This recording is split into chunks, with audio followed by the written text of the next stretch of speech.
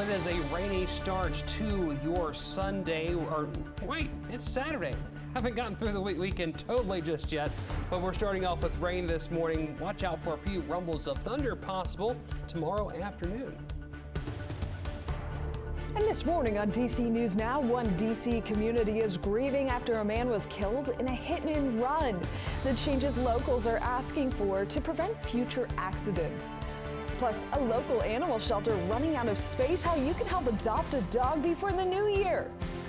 And are you still trying to figure out what to do for New Year's Eve? Well, coming up, we've got all the best ways to welcome in 2025 right here in the DMV.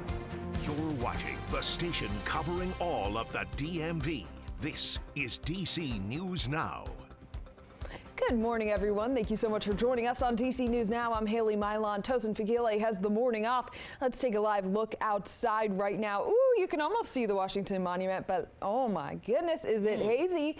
Derek Bowen joining us this morning with our forecast, if we can see into the future whatsoever, because we sure can't see the monument very well. I can't get my day straight. That's oh my goodness. That's all right. That's all right. Don't wish the weekend away, though. That's my only request. We have a lot of fun stuff this weekend in store. A restful weekend, hopefully, after the holidays for many, but we have the Military Bowl today. We do have the Military Bowl in Annapolis this afternoon going into the evening time. We do also have a little bit of rain out there that you may have to keep an eye out for.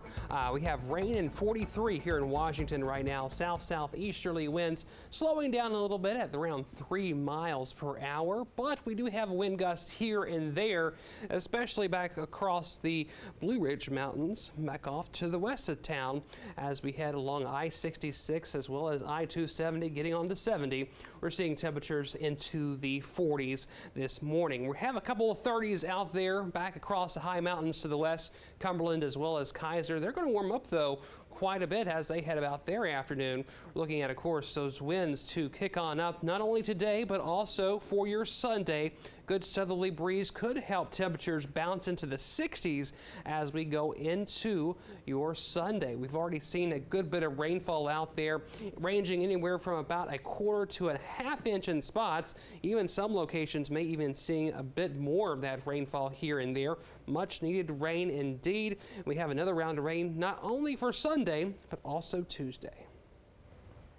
Derek, thank you. DC police are investigating a deadly hit and run in Northeast Washington, which happened on Christmas Eve. Neighbors say the area has a narrow lane, making driving more difficult and dangerous. Our Ben Dennis has more.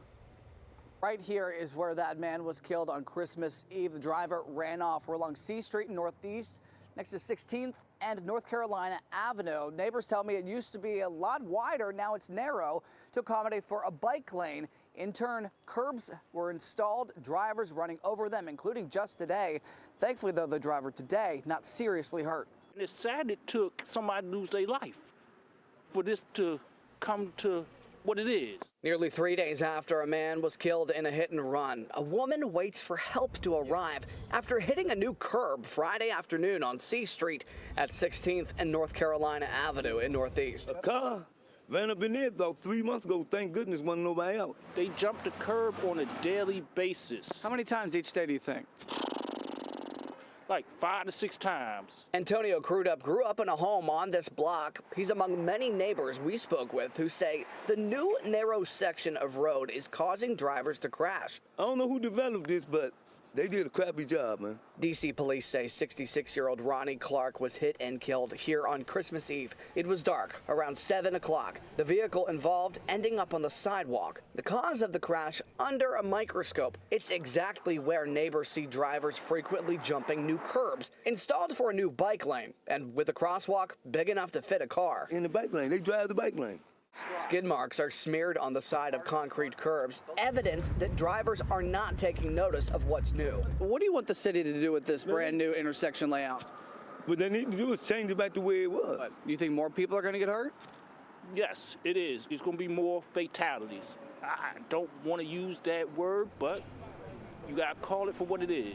And the spokesperson for DC's Department of Transportation says that road narrowing projects are to protect pedestrians and bicyclists and in turn slow drivers down. But let's note, leading up to this very intersection, there are no speed bumps immediately prior. There's no stop sign that would cause somebody at least increasingly more likely to slow down.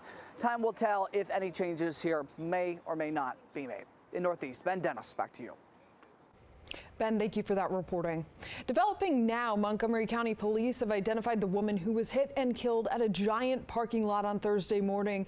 Investigators say that 37-year-old Michelle Goggin was hit while she was getting out of her parked car. It happened on Old Columbia Pike. Police say the driver who struck Goggin was trying to get in a parking spot nearby before the crash. Now, the driver stayed on the scene, and so far, no charges have been filed. Well, it was a not-so-jolly holiday for one business in Reston, Virginia, after police say it was burglarized on Christmas Eve. Officials are looking for these 4 people who you can see on your screen. We're told they stole electronics from a store on Reston Parkway near Baron Cameron Avenue. And in the district, an animal shelter is asking for your help. Humane Rescue Alliance says it's out of space for dogs at its Northwest facility and needs at least 100 dogs to find new homes before the end of the year. Our Max Marcilla shows you how they're working to make that happen and even introduces us to some of the dogs that could soon be part of your family. Can you sit? Good job. Inside the Humane Rescue Alliance, you'll find Maureen Sosa. Hi, baby. The most popular woman here. Good job. Don't be scared. No surprise, she's walking through with a bucket of treats. I love them all. But right now, Maureen's labor of love for these dogs is getting rid of these dogs. Right now, we are just seeing an uptick in animals coming into the shelter, and we're not seeing the same with them leaving the shelter. Starting in the new year, HRA won't be operating out of its New York Avenue facility, meaning all those dogs are coming to this shelter. And given space is already so tight, that is definitely concerning for us. Thus, a new goal, 100 dogs by 2025, whether they are fostered for a day, a week, or more, or adopted by their forever family. We want them in homes, you know, comfortable, safe. You know, it's just a lot for everyone to take care of so many dogs. So it's just asking the community to be an extension of the work we do. Ah, Bubba.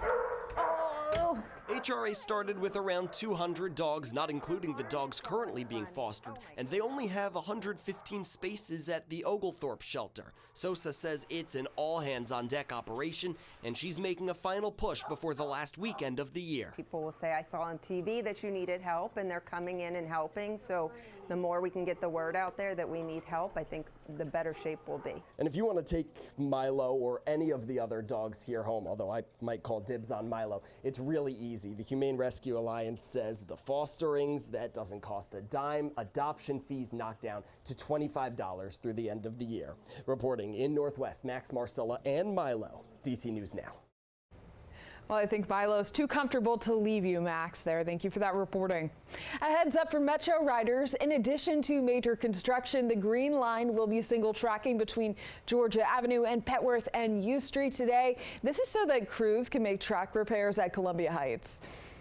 Well, if you still don't have any New Year's Eve plans, you've got options. In DC, one free family-friendly option is Noon Yards Eve. The event features a train ride, carnival games, and sparkling balloon drop at 1 p.m. Get home before bedtime and then some. Not bad. In Virginia, you can check out First Night Alexandria at the waterfront. It's the 30th year of the event, and you'll enjoy live music, comedic performances, and 2 fireworks shows, one at 6 p.m., that one for families, and the other at midnight.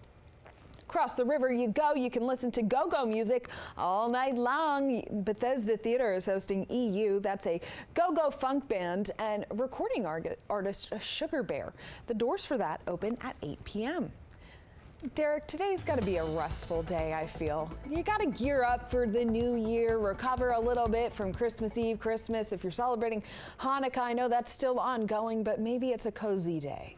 Yeah, this is a cozy day indeed because we do have a few rain showers out and about. Now back off towards the west, we are seeing some locations beginning to clear out at least. We may stick with the clouds as we head in towards the afternoon or so, but it looks like the rain may come to an end as we head into the afternoon, going into the evening with just a few isolated showers here and there. Tomorrow